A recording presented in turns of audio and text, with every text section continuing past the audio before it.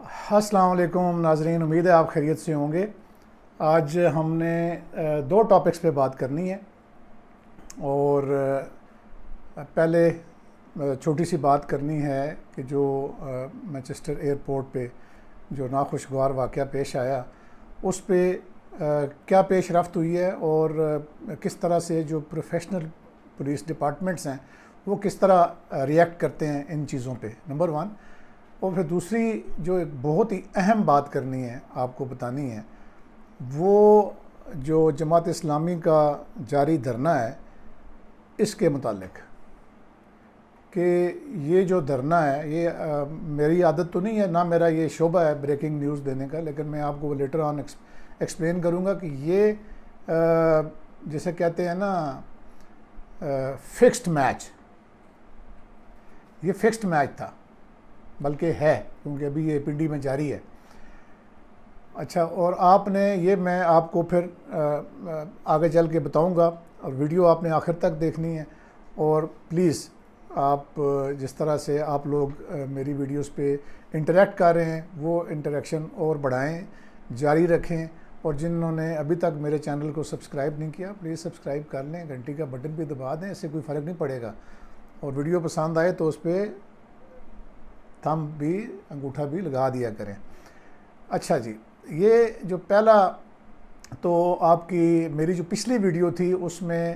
Unfortunately ہم سے editing میں جو ویڈیو ہم نے دکھائی تھی جس پہ وہ اس کے فیس پہ کک کر رہا ہے، تو وہ یوٹیوب نے اس کی جو ریٹنگ ہے وہ کچھ کر کے پتہ نہیں کیا ان کا میسج آیا کہ جی یہ ہمارے جو رولز ریگولیشنز کے یہ خلاف ہے، تو وہ ویڈیو پھر بہت سارے میرے احباب کو نظر نہیں آ رہی تھی، وہ شاید اس میں کوئی یوٹیوب کی طرف سے اس ویڈیو کو دکھانے کے اوپر کوئی ایکشن لے لیا گیا تھا۔ تو آج جو ہے وہ میں آپ کو بتاتا ہوں کہ ایک تو جو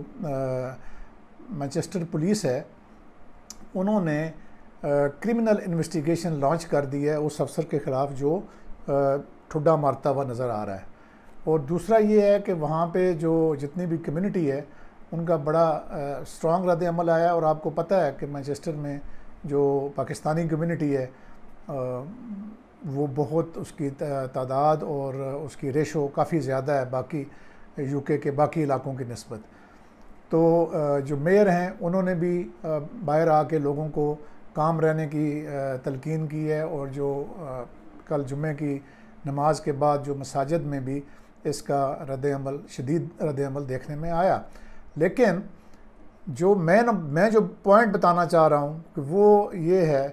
کہ جو انہوں نے کرمنل انویسٹیگیشن لانچ کی ہے ایک افسر کے اوپر، وہ انہوں نے کی ہے کہ کسی شخص پر حملہ کرنا، اس سے بدتمیزی کرنا،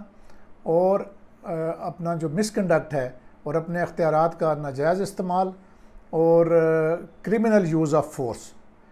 ان چارجز کے تحت کرمنل انویسٹیگیشن، یہ آپ سمجھیں کہ انکوائری نہیں ہے، کرمنل انویسٹیگیشن شروع کر دی گئی ہے، یعنی اب اس افسر پہ چارج بھی لگے گا، وہ کورٹ میں بھی جائے گا، اور اس کو ممکنہ طور پہ سزا بھی ہو سکتی ہے۔ تو اب چلتے ہیں جناب دوسرے ٹاپک کی طرف۔ میں کل جب یہ دھرنا تھا تو یہ تو میرا سبجیکٹ ہے، آپ کو پتہ ہے، لا اینڈ آرڈر، تو میں اسلام آباد کے مختلف جگہوں پہ گیا، جو میرے جو سابقہ میرے کولیگز ہیں، خاص کر جو جونیئر لیول پہ جو ہمارے کولیگز رہے ہیں جو کہ فرنٹ لائن پہ ہو کے کام کرتے ہیں، ان سے جا کے ملے، مختلف پوائنٹس پہ مختلف لوگوں سے بات ہوئی، اور پھر شام تک جو چیزیں انفولڈ ہوئیں اس میں یہ تھا کہ تقریباً 50 کارکن گرفتار کیے گئے ہیں جماعت اسلامی کے۔ لیکن میں جو آپ کو ڈیٹیلز بتا رہا ہوں وہ سب سے پہلی بات تو یہ ہے کہ جو انسپیکٹر جنرل آف پولیس ہیں وہ اتنے اہم ترین موقع پہ، یہ میں 40 سال سروس کے دوران کبھی ایسے نہیں ہوا کہ اتنے نازک موقع پہ کوئی بھی انسپیکٹر جنرل پولیس، چاہے اس کے گھر میں پیچھے کتنا بڑا ہی مسئلہ کیوں نہ ہو، کہ وہ یہاں موقع سے ایبسنٹ ہو، چھٹی پہ چلا جائے، جبکہ پتہ ہو کہ 26 یا 27 تاریخ کو ایک ایسی جماعت کا دھرنا آ رہا ہے کہ جن کا دھرنے کی ایک تاریخ ہے، نمبر 1، اور انہوں نے سارا جو اپنا جسے کہتے ہیں کہ چارج ہے، وہ ایک گریڈ 19 کے جو افسر ہیں جو ڈی اے جی آپریشن سے بھی کا کام کر رہے ہیں، لگے ہوئے ہیں. یہ اللہ کی کرم نوازی ہے، اور آج کل جو سسٹم چل رہا ہے وہ اس کی کرم نوازی ہے کہ وہ صاحب جو ہیں وہ اسلام آباد پولیس کو اس نازک موقع پہ لیڈ کر رہے تھے. تو پھر میں نے سوچا کہ یہ اس طرح ممکن ہو نہیں سکتا کہ اچھا. پھر دوسرا یہ ہے کہ جو اس کی پریپریشنز ہیں، میں اپنے آپ کو ایکسپرٹ نہیں کہتا، لیکن یہ میری ڈومین تھی. میں نے 4 سال جو ہے وہ اس ہیومن ریسورس مینجمنٹ میں کام کیا ہے کہ جب کوئی اس طرح کا بڑا ایونٹ آتا تھا تو اس کے لیے کیا تیاریاں ہوتی ہیں اور کس طریقے سے ہوتی ہیں. تو ایون رینجرز تک کو نہیں بلایا گیا پولیس کی مدد کے لیے، اور ٹوٹل جو ہے وہ 2000 یا 2200-2300 جو پولیس کے لوگ تھے جو اویلیبل تھے، ان کی جو ڈیوٹیز لگائی گئی تھیں. حالانکہ اگر جتنا اس دھرنے کا شور و غوغا تھا اور اوپر سے پی ٹی آئی کی کال بھی تھی، تو چاہیے تو یہ تھا کہ یعنی جسے کہتے ہیں نا کہ اگر آپ کسی چوہے کو شکار کرنے جائیں تو شیر کے شکار کا وہ بندوبست کرنا پڑتا ہے، لیکن یہاں پہ کیا کہ چونٹی کے شکار کا بھی بندوبست نہیں کیا گیا. اور یہ ایک اور ڈاٹ ہے جو بعد میں آپ کو یہ کنیکٹ کر کے دکھاؤں گا. اچھا، تیسرا یہ کہ جن جگہوں پہ روکنا تھا دھرنے میں آنے والوں کو، ان میں سب سے جو امپورٹنٹ پوائنٹ تھا وہ 26 نمبر چنگی تھا. اس کو بظاہر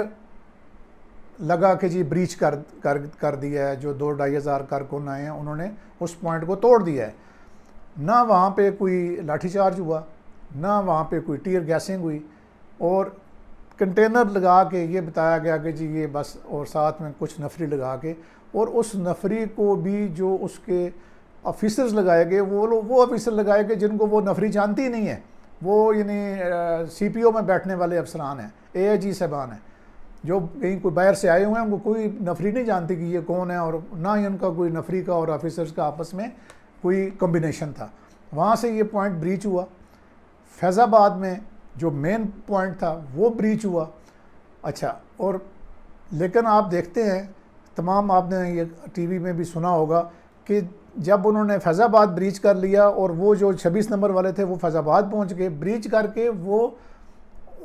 سمجھا یہ جا رہا تھا کہ وہ 0 پوائنٹ آئیں گے، لیکن ان کی مہربانی کہ وہ جو گارڈن ایونیو والا چوک ہے وہاں سے وہ واپس فیض آباد چلے گئے، اور وہاں سے پھر انہوں نے دھرنا اپنا راولپنڈی لیاقت باغ میں منتقل کر دیا.